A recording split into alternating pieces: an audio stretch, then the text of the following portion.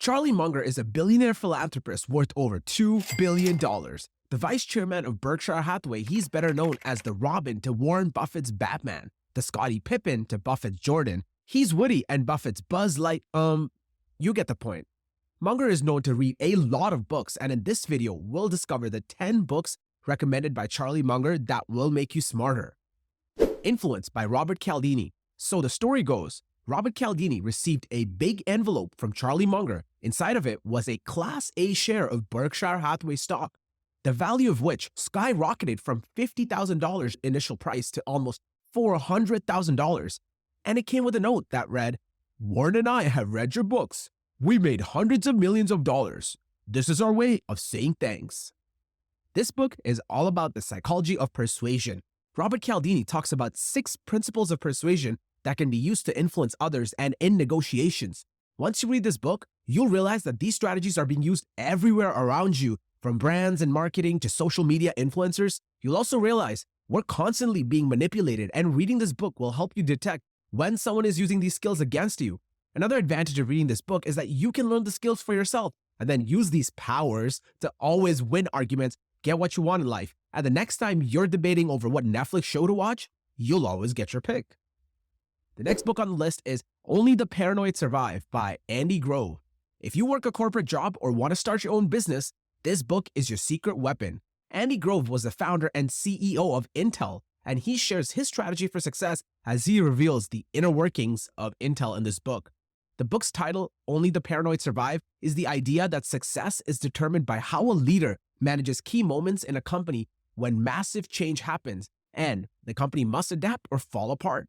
Grove calls this moment the strategic inflection point. What? It's just a fancy way of saying something big is going to happen and you better be ready. All companies face such scenarios where you got to throw the rulebook out of the window and do something outside of the box. And if you deal with it the right way, it can become an opportunity for the company to become stronger than ever before. You can guess why Munger, who's had an incredibly long and successful career, seriously, the dude's 99 years old, is a fan of this book. The next book on the list is Titan by Ron Chernow. Titan is the life of John D. Rockefeller, the richest man in the world, who at a time had an estimated net worth of $1.4 billion in 1937. That's about 1.5% of the entire GDP of the United States. Mind's blown. You're welcome. Munger calls this one of the best business biographies he's ever read. If you think biographies are boring, you think again. I'm currently reading this book and the story reads like a movie. Rockefeller, who rose from humble beginnings to owning one of the biggest monopolies in America, Standard Oil. This book has bribery, corruption, collusion, and it shows an interesting side of Rockefeller, who was an eccentric and complicated man. He loved capitalism so much that his Standard Oil empire might as well have been called World Domination Plan. Seriously, the man owned everything at one point. But at the same time, he also gave a lot of money away to charitable causes, more than anyone at that time.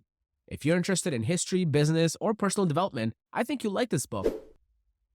Getting to Yes by Roger Fisher. No matter what we do in life, everything is a negotiation. From asking your parents to buy your favorite sugary cereal as a kid, to asking your boss for a raise as an adult, we're constantly trying to convince others. Getting to Yes is what some have called the most important book on negotiation. It comes from the Harvard Negotiation Project, a program at Harvard University that aims to improve negotiation and conflict resolution. Rather than fighting against the other party during a negotiation, this book focuses on a method that allows you to work with the opposite side to find a solution that works best for everyone. The method also focuses on listening to others to figure out what their actual underlying interests are, in addition to what they're telling you. It also talks about using brainstorming and objective examples, looking at previous examples to see what's happened in the past, and finding leverage as alternatives so you can walk away from a negotiation if you have to.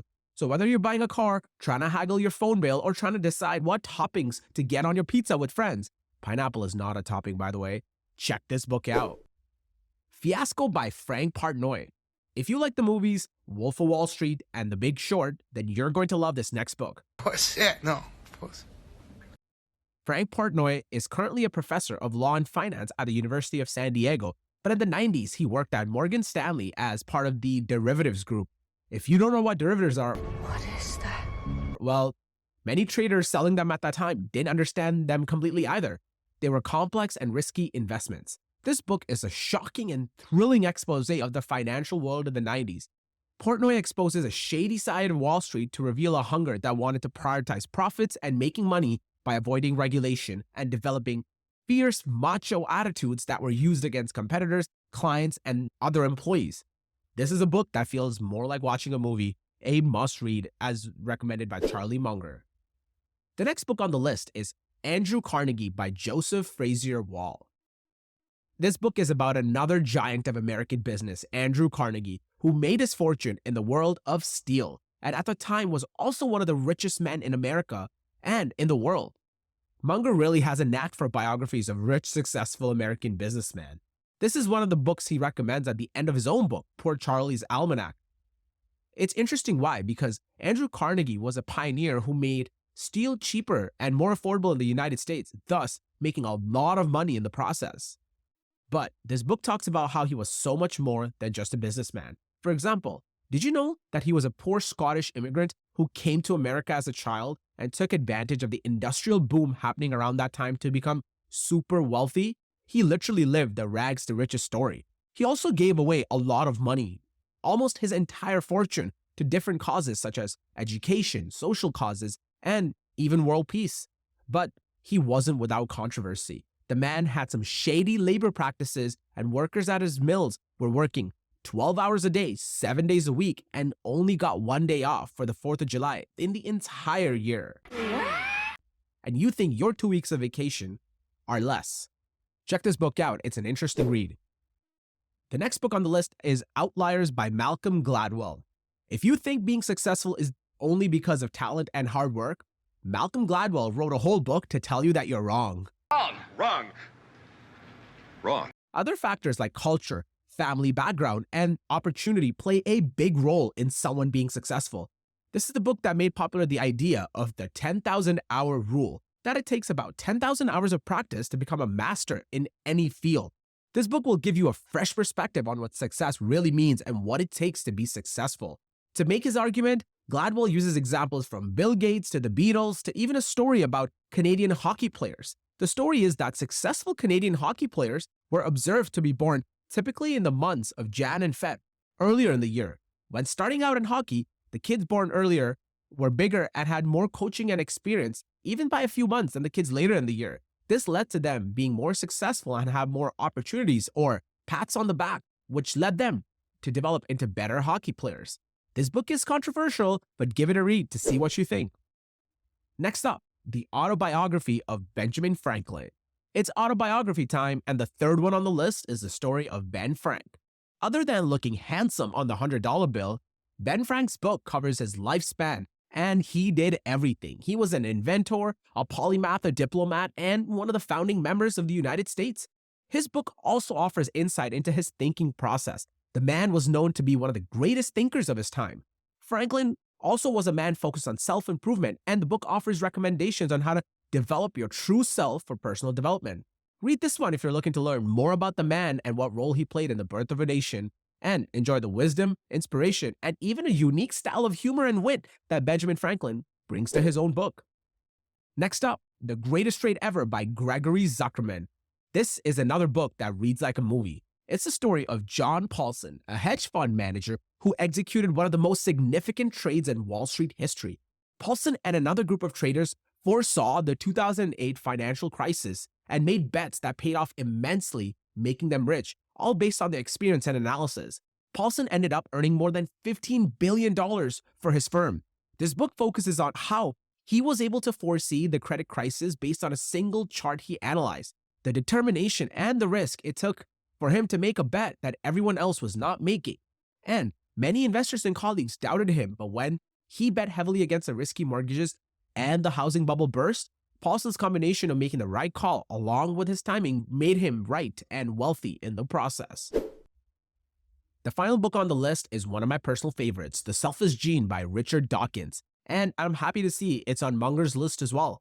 The main argument of this book is that genes are selfish. No duh. Yeah, I know you got that from the title, but let me explain. Richard Dawkins makes the argument that genes are self-replicating units that exist to multiply for future generations. And this is why he calls them selfish, because their primary goal is their own survival and replication. Evolution is usually looked at something that is focused on organisms or even species. Dawkins also explores the themes of altruism, cooperation, and social behavior in the animal kingdom in his book.